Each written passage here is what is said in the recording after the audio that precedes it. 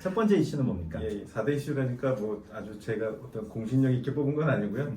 일단 제가 생각하는 주요한 트렌드랄까요? 그걸 몇 가지 해봤는데 첫 번째로서는 개인정보보호법에 이제 금년도 3월에 이제 비로소 시행되게 될 자동화된 결정에 대한 어떤 정보 주체의 대응권 이거에 대해서 말씀을 드려보겠습니다. 네, 자동화된 대응이 뭐죠? 그러니까 자동화된 결정이 있으면 거기에 대해서 정보 주체가 어떤 거부권이라든지 설명 요구권을 행사할 수 있는 권리인데 요건이 있습니다. 네. 요건을 한번 네네. 말씀드려볼까요? 어떤 요건인지 일단 뭐 말씀해 주십시오. 요건은 이제 법의 그 개보법 제 37조의 2항에 1항에 있는데 거기 보면은 이제 자동화된 결정이어야 하고요.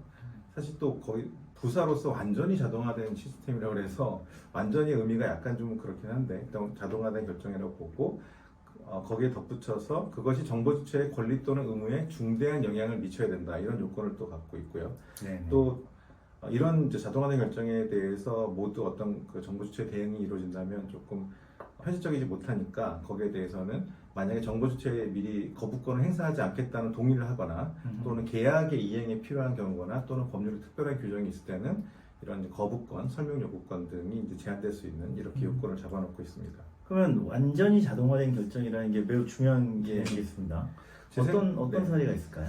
그러니까 이 조항은 이제 여러분께서 아시다시피 GDPR에 있는 이제 규정들을 참고해서 도입한 유럽의 개인정보보호법 말씀이죠. 예, 맞습니다. GDPR. 네. GDPR인데 거기 보면은 이제 GDPR의 전문이 있습니다. 리사이트라고 있는데 거기서 예를 들고 있는 것이 온라인 신용 대출 같은 거 또는 전자 채용, 그러니까 그것도 온라인 채용이 되겠죠.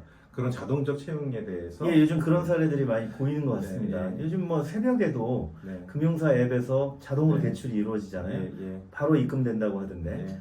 또 기업들이 저희 고객사 중에도 많이 있습니다만 이제 온라인 채용 사이트를 열어서 특히 또 외부에 그런 어떤 시험이나 어떤 평가를 해주는 회사들의 아웃소싱을 해가지고 입사자들을 1차적으로 좀 필터링을 하는 그런 일들을 하시는 것 같아요. 네. 그런 경우도 이런 예. 규정이 적용될 수 있어요. 그렇습니다. 이게 GDPR에서 사실 그 예를 예시하면서 이 조항이 나온 거죠. 네네네네. 네, 그렇군요. 예, 그래서 이 법적 요건은 이제 우리 법에서는 한국 법에서는 이렇게 돼 있고요. 물론 이제 GDPR 요건은 조금 다르긴 합니다. 그거는 시간이 되면 말씀을 드려보겠고요. 이렇게 이제 자동화된 결정이 이루어졌을 때 이제 거기에 대해서 정부 주체가 어떤 권리를 행사할 수 있을지 이제 봐야 되는데 크게 봐서 두 가지입니다. 거부권이 있고요. 그 다음에 또 정부 주체의 설명 요구권이 있습니다. 그러니까 네. 자동화된 결정이 있으면 정부 주체는 그런 자동화된 결정을 거부할 수 있는 권리가 있는 네. 것이고요. 네, 또 항상 그 자동화된 결정에 대해서 무언가 설명을 요구할 수 있는 그런 권리가 있습니다. 네. 근데 거부권에 대해서는 또 앞서 말씀드렸다시피 정보 주체가 거부권을 행사하지 않기로 동의를 했으면 또 거부권이 행사할 수 없는데 네. 더 나아가서 또 거부권이 행사할 수 있다 하더라도 개인정보 처리자가 정당한 사유가 있으면 또 거부권을 그대로 자동화 결정을 진행시킬 수 있는 그런 또 요건이 또 있습니다. 네, 이중으로 처리가 돼 있고요. 이렇게 거부권은 이제 정당한 사유에 의해서 예외가 인정되는데 설명 요구권은 언제나 정보 주체가 개인정보 처리자한테 요구할 수가 있습니다. 그래서 네, 네. 그 부분이 더 클 수도 있다는 생각이 듭니다. 네, 그러면 설명을 요구하고 거부를 행사하는 과정 자체가 기존에 없던 프로세스이기 때문에 기업으로서는 대비를 해야 될 것 같은데요. 어떻게 네. 대응하면 될까요? 일단 사전적으로는 법에도 이런 절차들을 공개하고 이렇게 알리도록 하는 이제 그런 규정이 있고요. 그래서 사전적으로 그런 자동화된 결정의 프로세스라든지 거기에 대해서 이의를 제기할 수 있다면 그런 절차들 이런 네네. 것들을 홈페이지나 기타 수단을 통해서 잘 알리는 게 좋을 것 같고요.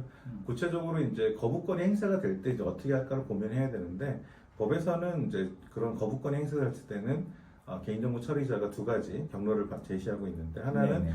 자동화된 결정을 적용하지 않는 것이죠, 당연히. 네, 그다음에 두 번째는 인적 개입에 의한 재처리를 하면 되는 것이죠. 왜냐하면 이게 자동화된 결정이라는 것 자체에 대해서 네. 정부 주체가 반대하는 것이기 때문에 그럼 인적 개입을 해서 재처리를 네, 하는 되게 그런 경우는 고객이든 또는 입사 지원자든 간에 사실 그 절차에 따른 효과를 누리고 싶어하는 상황이잖아요. 네.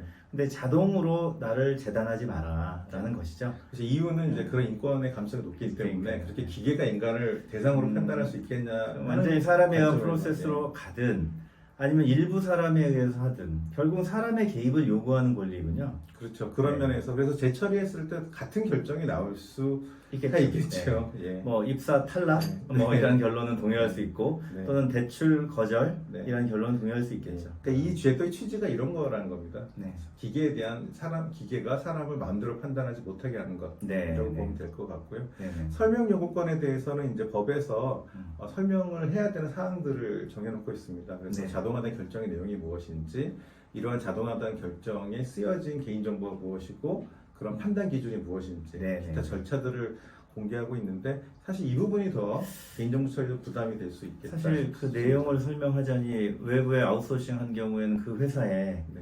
어떤 영업 비밀 같은 게 있을 수도 있을 그렇죠. 거고 예. 또 자체적으로 하는 경우에도 그것이 좀 난감한 경우도 있을 수 있겠습니다. 그렇습니다. 특히나 이제 법에 보면은 AI에 의한 결정을 포함한다고 굳이 딱 표시를 하고 있거든요. 제가 흥미롭게 보는 거는 개인정보보호법에서 인공지능이라는 말을 쓴 것이 요 조항이 하나 유일합니다. 최초죠. 네, 굉장히 의미가 있는 조항인데 문제는 이제 지금의 AI 기계학습의 AI가 소위 알고리즘의 블랙박스 현상, 파라메타를 공개할 수 없는 현상 이런들이 있지 않습니까? 그렇습니다. 재현이 불가능하다고 알고 있는데요. 재현도 이리적인 재현이 불가능하죠. 네. 확률적으로 이루어지는 거기 그렇죠. 불가능하고요. 또 그런 파라메터들은 사실은 대부분의 AI 기업들이 영업 비밀을 관리하는 거기 때문에 그렇죠. 설명을 할 것인가. 근데 대체로 또 그런 기술적인 설명을 한들 정보 주체가 이해도 다 어렵고 뭐 알 수 없는 네. 난수표 같은 네. 문서들을 뭐 수만 장을 준다는 건 또 말도 안 되는 거잖아요. 네, 네. 그래서 알고리즘 자체를 설명하는 거는 제외되는 거 아니냐라는 견해가 이 부분에서는 더 많아요. 해석론이 매우 중요하겠네요. 네.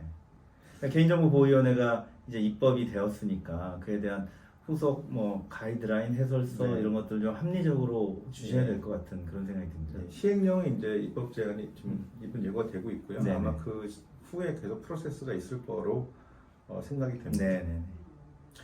제가 이 부분에 대해서 좀 몇 가지 더 준비한 게 있는데 네네네. 한번 말씀해 주시죠. 하나는 이제 우리가 GDPR 해석을 뭐 딱 추정할 필요는 없지만 참고는 할 수밖에 없는 소위 브리셀 효과라는 게 있기 때문에 네, 참고를 네. 해야 되는데요. 그래서 GDPR 규정하고 좀 비교를 해보면은 법적 요건의 차이가 있어 보입니다. 네. 그러니까 GDPR은 우리보다 좀 더 넓게 네. 정보 주체 대응권을 인정하는 것 같거든요. 근데 우리는 정보 주체 권리 의무에 중대한 영향을 미치는 것 이렇게 좀 제한적으로 돼 있어서 우리는 좀 그 정보 주체 대응권이 축소가 돼 있는 것 그 같다. 중대성도 굉장히 좀 모호한 개념이잖아요. 네네. 게다가 권리 의무라는 또 권리 의무로 제한되어 있다는 것이고요. 그게 좀 차이가 있고 두 번째는 사실 이 부분은 GDPR과 우리 법 사이에 큰 차이라고 생각하는데 GDPR은 일단 자동화된 결정에 대해서 거부권을 주고요. 네. 거부권이 인정될 때 또 정부 주체 거부권 인정하고 거기도 이제 GDPR도 거부권을 제한할 수 있는 사유들을 넣습니다. 우리가 참고한 것이겠지만 정부 주체가 거부권 행사하지 않겠다는 동의 이런 것들이 네. 있을 때는 거부권 행사하지 않게 돼 있는데 GDPR은 그 다음 프로세스에 더 관심이 많습니다. 그러니까 네. 거부권이 제한되는 상황에서 그런 자동화된 결정을 받았을 때 정부 주체가 이의를 제기할 수 있게끔 되어 있습니다. 근데 약간 좀 이상하기도 하죠. 네. 거부권을 정부 주체가 행사하지 않기로 동의를 하고 자동화된 결정을 낸 상태에서의 또 정부 주체 권리를 보호하기 위해서 네. 이의 제기권을 또 부여하는 것이죠. 근데 우리 법은 이 부분이 물음표입니다. 사실은 법에는 없고요. 법에는 네. 없는데 지금 시행령을 보면 네. 시행령에는 조금 이의 제기를 할 수 있는 것처럼 네. 되는 표현들이 있습니다. 네. 그런 부분들이 앞으로 해석 또는 주무기관인 네. 개인정보보호위원회 입장 네. 또 많이 달라질 수가 있겠습니다. 네. 그래서 계속 우리가 관련자들 연구를 하고 네. 토론을 하고 다만 이 부분은 아시다시피 요즘 AI 기술의 발달로 이런 서비스들 하는 기업들도 많이 늘어나고 있고 또 우리나라가 인공지능 산업을 육성하자고 해서 그런 기업들을 여러 가지 정부의 지원책으로 키우고 있는 입장인데 그것이 이제 당연히 이제 정보 주체 개인정보 자기결정권과 조화를 이루어야 된다는 그런 입법적인 선언으로 볼 수 있겠고요. 어느 쪽도 다 소중한 것이기 때문에 보호와 활용 항상 나오는 개인정보의 화두입니다. 개인정보의 안전한 활용과 보호 차원에서도 역시 중대한 이슈이고 또 이 부분을 우리가 잘 다루어야지만 인공지능 산업의 발전과 또 개인정보 보호권의 보호를 잘 이룰 수 있을 거라는 그런 생각이 드는 이슈인 것 같습니다. 앞으로도 이 부분은 정말 많은 이슈나 질문 들이 나올 것 같은데요. 그 부분에 있어서 계속 네. 좋은 소식 전해주시기 바랍니다. 네네. 네, 그럼 다음 꼭지는 어떤 걸 가져오셨습니까?